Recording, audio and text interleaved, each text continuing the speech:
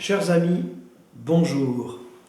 Qui sont les destinataires du motu proprio du 16 juillet 2021?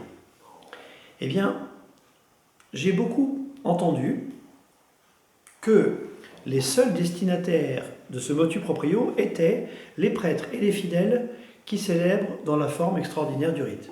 Eh bien, ce n'est pas vrai. Ce ne sont pas les seuls destinataires du motu proprio. Et je vais vous le montrer brièvement pendant quelques minutes. Premièrement, les premiers destinataires de ce motu proprio, et en particulier de la lettre qui l'accompagne, ce sont les évêques. En effet, plusieurs évêques, alors lesquels? Bon, ça c'est un peu compliqué, je ne suis pas capable de savoir ça. Mais par contre, plusieurs évêques se sont exprimés en disant « Nous, on est dans une grande difficulté, parce que ceci, parce que cela, ça ne se passe pas bien. Et donc, ce que voulait le pape Benoît XVI ne s'est pas réalisé. Dans mon diocèse, ça ne se passe pas bien du tout. Et il faut faire quelque chose, très Saint-Père, etc. » Bon. Et donc, tout d'abord, le pape François répond aux évêques. Bon. Ce sont les premiers destinataires. Et il leur dit « Traditionis custodes estis ». Vous êtes les gardiens de la tradition. Parce que un certain nombre d'évêques probablement se disent il y a les gardiens de la tradition, ceux qui pratiquent la forme extraordinaire du rite, et puis moi je suis l'évêque et je ne sais pas comment faire pour gérer les promoteurs du progrès et les gardiens de la tradition. Alors le pape François leur dit pop, on recompose les choses, mes amis. Traditionis custodes, les gardiens de la tradition, c'est vous, mes seigneurs. Et en disant cela, eh bien, il s'adresse d'abord aux évêques. Bon, sans doute pour les rassurer, pour les confirmer dans leur rôle de garant de la liturgie dans leur diocèse. Et donc, il faut penser au fait qu'il y a probablement des évêques dans le monde qui sont en grande difficulté et que c'est pour ça qu'il s'adresse à eux de cette manière-là. Bon. Ce sont les premiers destinataires, comme c'est écrit noir sur blanc au début de la lettre. Deuxièmement, d'autres destinataires importants, c'est 90% des prêtres, c'est-à-dire ceux qui célèbrent dans la forme ordinaire. Alors là, il y a un truc un peu bizarre, on a l'impression que c'est une toute petite phrase, mais n'empêche que cette toute petite phrase correspond quand même assez bien, n'est-ce pas, à d'autres phrases dans d'autres contextes qui ont été prononcées par le même pape.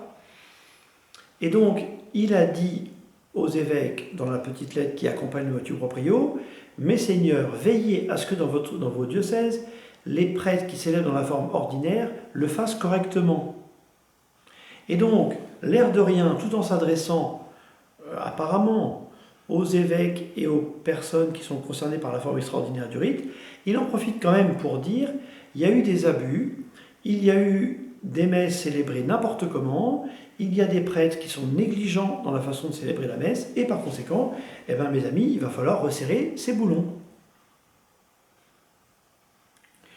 Je vais vous donner une conséquence très pratique de cette façon de faire. Imaginons que dans une paroisse, il y a un groupe stable qui célèbre dans la forme extraordinaire du rite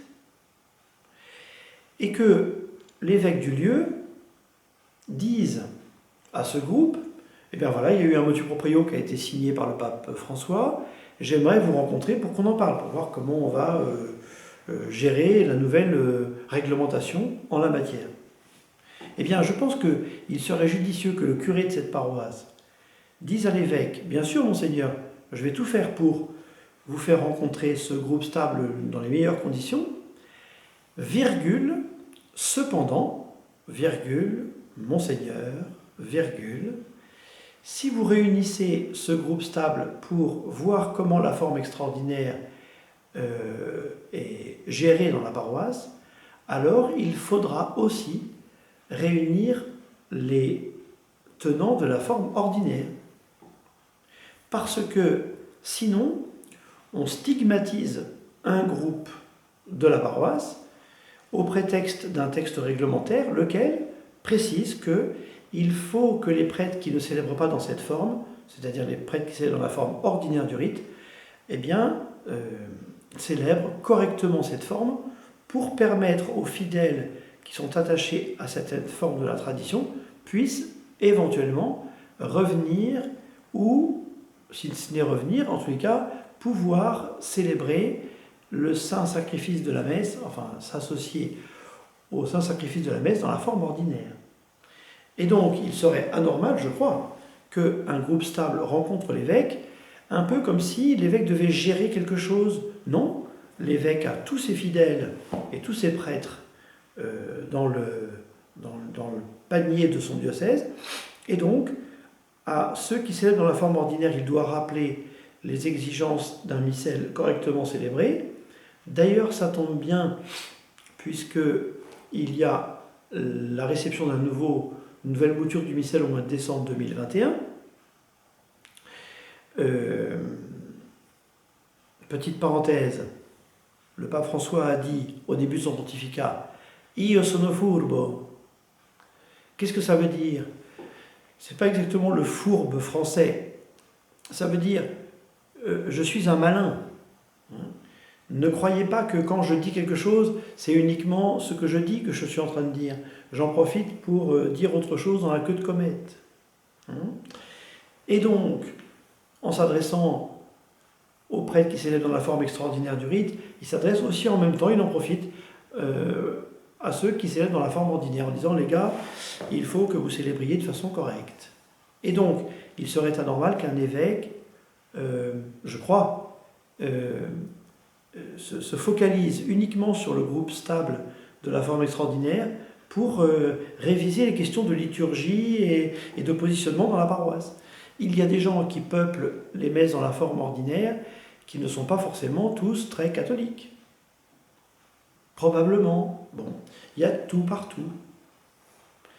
Et donc, il ne faut stigmatiser personne. Voilà une conséquence très pratique de qui sont les destinataires de ce motu proprio. Donc, premièrement, les évêques. Deuxièmement, les prêtres qui célèbrent dans la forme ordinaire. Et troisièmement, effectivement, les fidèles qui pratiquent dans la forme extraordinaire. Et là, le pape François leur dit « Regardez-moi bien droit dans les yeux. Est-ce que oui ou non, vous qui êtes attachés à la forme extraordinaire, vous êtes vraiment de cœur et d'esprit attachés au pape, à votre diocèse, à votre évêque, au Concile Vatican II? Point d'interrogation. Et si la réponse est oui, mais mes chers amis, vous n'avez aucun souci à vous faire. Si la réponse à cette question centrale du pape François est oui, est positive, vous n'avez aucun souci à vous faire. Vous pourrez continuer sans aucune difficulté à pratiquer cette forme, aussi longtemps que le Seigneur l'aura décidé. C'est le Seigneur qui mène l'Église, c'est ni le pape, ni l'évêque, ni le curé, ni quoi que ce soit, qui que ce soit. C'est Dieu qui dirige son Église, n'est-ce pas? Bon, avec les mains du pape, les mains de l'évêque et les mains du curé, c'est vrai. Mais n'empêche que c'est lui qui mène la danse. Ce que le pape François veut savoir, c'est si ceux qui pratiquent la forme extraordinaire du rite ont une intention droite par rapport à la forme ordinaire, par rapport au pape, par rapport au concile, par rapport aux évêques. Voilà. En gros, je crois que c'est l'essentiel de ce que le pape veut produire. Je crois qu'il n'a pas d'illusion sur le fait que des communautés où la moyenne d'âge est très basse ont de l'avenir, c'est certain, alors que des communautés dont la moyenne d'âge est très élevée, eh bien, ont un avenir un peu compromis à moins de se renouveler. Voilà. Et donc, voilà, ce n'est pas le motu proprio de 2021 n'est pas la fin de l'histoire de l'Église, c'est juste une étape. Et on va étudier dans la prochaine vidéo ce qui va changer, ce qui pourrait changer, ce qui devrait changer, pour voir ce que va produire en fait, en réalité, le motu proprio. Et non pas simplement l'effet on pourrait dire psychologique, qu'il a produit chez beaucoup de gens, dans les deux formes d'ailleurs, à vrai dire.